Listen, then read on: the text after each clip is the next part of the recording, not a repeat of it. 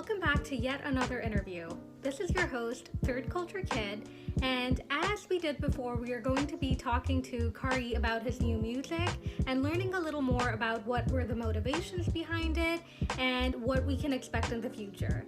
So my first question for you, Khari, is you've seen a consistent increase in the number of your fan base. People are viewing your videos a lot more. There has been a consistent, feedback that you've been receiving.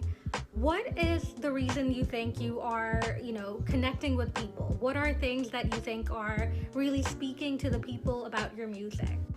Yo, what's up, Isa? What's up, bro? So thank you so much for even doing the interview. Just in regards to your question, right, where you said, how do I think the support for the music is growing? How do I think that I'm connecting more with listeners, right? I think that a lot of the listeners that are listening to my music now, they've been with me since I started making music on YouTube, which was about 2.5 years, 3 years ago. And I think that people can just really relate to the fact that, like, when I first started it, it wasn't perfect. A lot of the mixes that I started, like the songs that I would release, they weren't even mixed nor mastered. They were just like raw files, and they were like kind of ass. But I think that people respect, the journey. And what I try to convey through my music, right, is that there is no age limit on being what you want to be. There is no skill set that you need. There is no time limit. When I started off, it could have been considered whack or whatnot, right? But what I've learned over the years is that, Cristiano Ronaldo and Messi, they didn't start off as just all-stars. They started off to where they had to learn how to juggle, they had to learn how to dribble. And this is the same thing for anyone in any field or any regards of life, right? We look at people and we idolize them, but, I'm just a kid from Detroit who started off, couldn't freestyle, was nervous, would turn red, and now people are watching it grow. So I think they just like to see someone who's doing it, whether or not it's solo or with the team. A lot of the stuff that it started by me moving to Japan, scared as hell, solo. About traveling to Brazil, solo, just because I had to do it. If I didn't do it, it wouldn't get done. So I think that's why my team, my family, that's what I call them, not just fans, I think that's why they rock with me, just because they see me doing it by any means necessary. Awesome. Thank you for that response. So my next question for you, Khari, is Chinese Restaurant and Tsunami both have very unique origins. So how are they interconnected to one another? And what were the motivations behind creating that particular music? And what can we expect from you in your upcoming EP? That's an excellent question, okay? I think that's such an excellent question because, let's first start off with Chinese Restaurant because it's the first one to actually get made. And then we'll talk about Tsunami. With Chinese Restaurant, I started that song 2 years ago, right? And when I started that song, I had no experience with making a song. I was just doing freestyles on YouTube and stuff like that. But then I linked up with one of my best friends, Elijah, who now lives in China actually, and we had the same music taste. We would listen to old jazz or reggae or hip hop or what was new at the time, which is the city pop genre. Now we came across this one track called Chinese Restaurant by Takako Mamiya, and that shit was fire. And I was like, bro, let's sample this. Let's do something with it. And he told me that he wanted to get into, making production as well. So we started it. And at the time, I was just super I was pretty fucking depressed. I would smoke a bowl. I would have dreams, smoke a bowl, have bigger dreams. And then either eat pizza, have sex, or go to sleep, right? But nothing would get done, right? But on Chinese Restaurant, it was kind of my frustration was mounting. The feeling of feeling like you want to change, you have to change, but you don't know how to change. And that was kind of my thing on Chinese Restaurant. I had just gotten back from traveling from Japan for the first time, and I was living in the States feeling what am I doing here? It didn't make sense to me anymore. So that song is kind of the first two verses are what is it? the first verse is like distractions, temptation. The second verse is exiting comfort zones when I'm writing up these poems. So, and then the third verse I just recorded last month, and I think that's like the more upbeat one. So you can kind of hear the transition. Yeah, so that's kind of like more like how I was feeling living in America. Now Tsunami started 2 years ago as well with my friend Junius, and this was the first time he ever working with like a real producer, you know. And I gave him like this like beat from like this Japanese city pop song, and he trusted me with it. And when I made that, like my style was way more like cussing, and like I still curse now, but it was just like unpolished. And we started it, and it was raw, but we lost contact, and I actually thought it would never get finished. But I actually just linked with a guy named Devorin, and we finished it. We made it way more like jazzy, more like guitar-y, and you know, now it's at maybe like 90 likes and like 700 views on YouTube. Is going off like I thought it would. And they interconnect because Chinese restaurant is more like the depression, you know, more like I need to change. Tsunami, the last verse is, I won't even be suspenseful. I'd rather just tell the truth. I'm coming to take this shit by storm like tsunamis do. Tsunami is the matter of, dude, enough is enough. It's time to move by any means necessary, you know? Tsunami and Chinese Restaurant are my first two like major songs. So in regards to Scenery, right? Scenery is just, it's the first EP between me and my producer, J Mecca, right? We linked up, we met on Reddit. This kid is 16 years old, but man, he's the business. I mean, this guy is nasty. And our styles, they match like peanut butter and jelly, like peanut butter and banana, like Fruit Loops and soy milk, you know? So yeah, we match. We like the same music. We have the same style. It's pretty similar, but we're both different, open to different things. So Scenery is just that. We want to give you guys, in the videos that we're going to make for the album EP, we want to give you guys images and scenery of Japan, Korea, you know, America.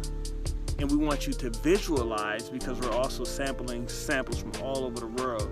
We want you guys to visualize, you know, Brazil. We want you guys to hear bossa nova through the music, you know. We want y'all to visualize stuff like this.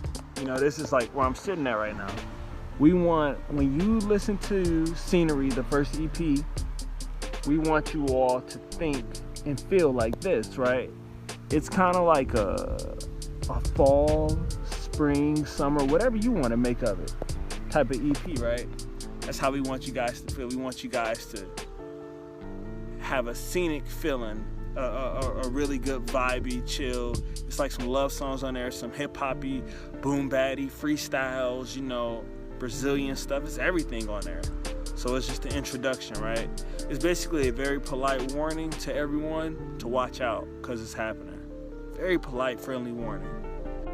Something I've been really thinking about is the fact that in a lot of your social media posts and in a lot of your music, you talk about how your American identity has become more prevalent. It has become something that you're more aware of since you've been living in Japan.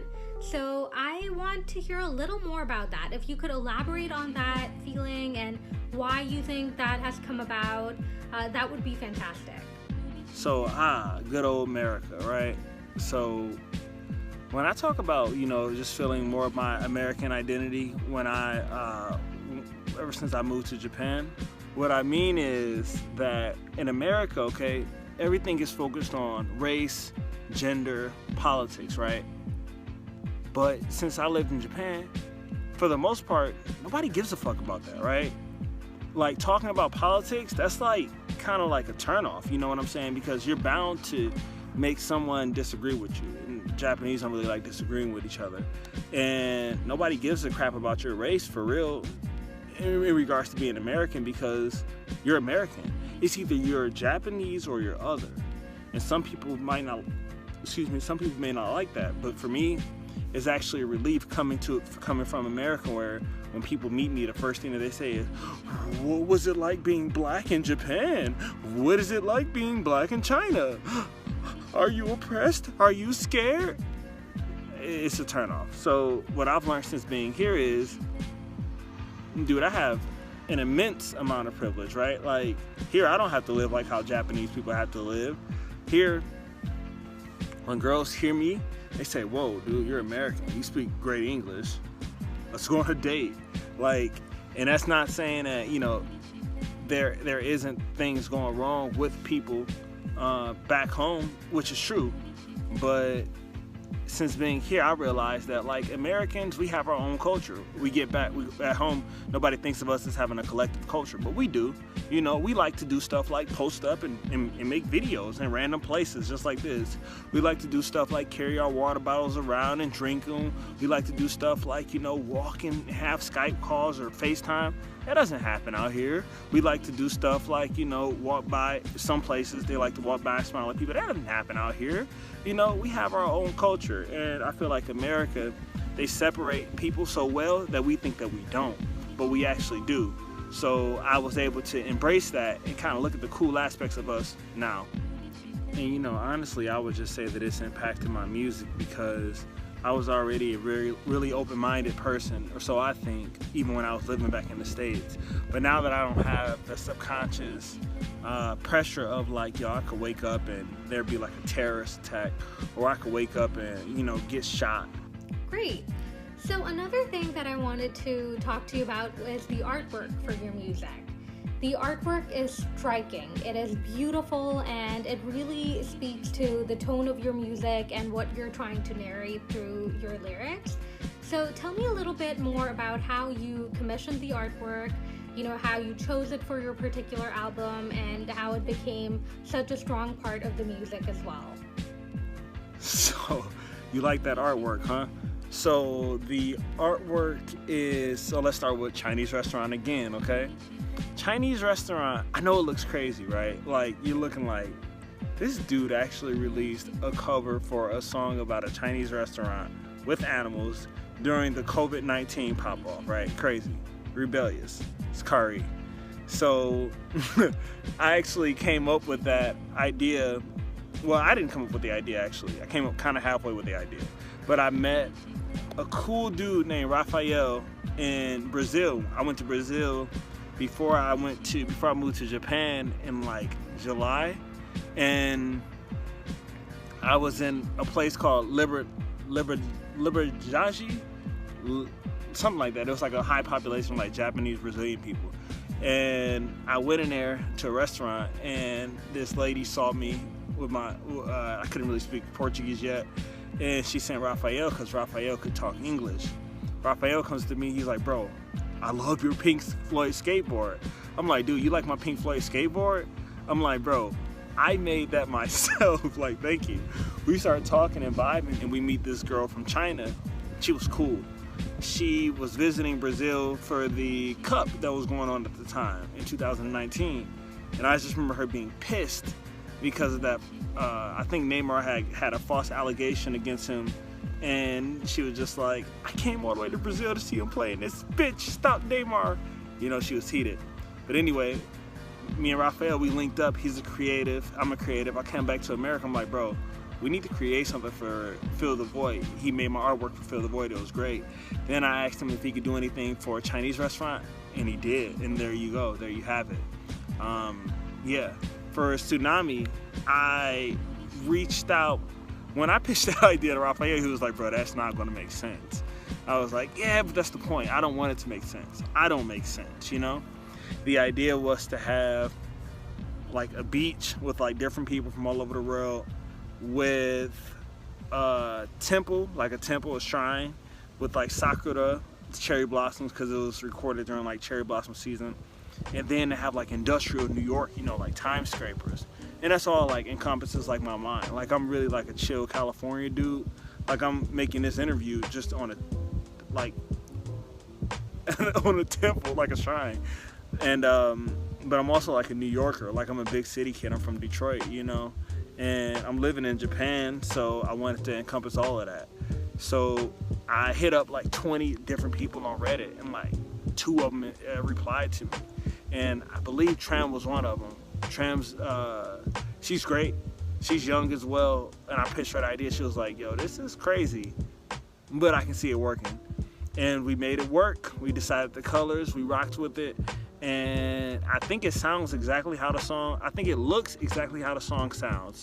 So, you know, thank her for that, because without dope art, nobody's watching your stuff anyway. So 700 views later, 80 plus likes later, I think the cover art has a big thing to do with that. So thank you. Okay, final question, and this might actually be something that a lot of viewers are interested in knowing more about. So with COVID-19 kind of damaging all kinds of social interactions that we have with people, and you know, the inevitability of social isolation and struggle of being alone, tell me a little more about what we can expect from Khari in terms of your music and the work that you put out over the next couple of months. Okay, so, you know, with COVID-19, right, people use the term social distancing a lot. I don't really like the term.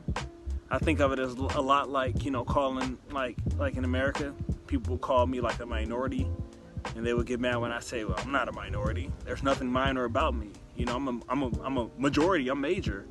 And, you know, and I think that the purpose, the point of it's supposed to be good, but subconsciously, if you keep on saying social distancing, you're kind of talking about distancing yourself from people. You know what I'm saying? Distancing yourself from interaction. So I just like to say physical distancing. So actually for me, like you see, I'm out and about right now. I'm still taking care of myself, but at the same time, I'm on an island in Japan, right? So we haven't really been hit with the physical distancing as much. You know, they say that there are no cases on our island, so you know, restaurants are still open, but they close at a certain time. So I really haven't been stopped that much.